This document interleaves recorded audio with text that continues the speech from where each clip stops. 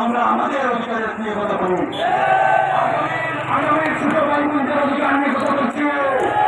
আজকের এই আন্দোলন সফল হলে আগামীর ভবিষ্যতে সুন্দর হবে।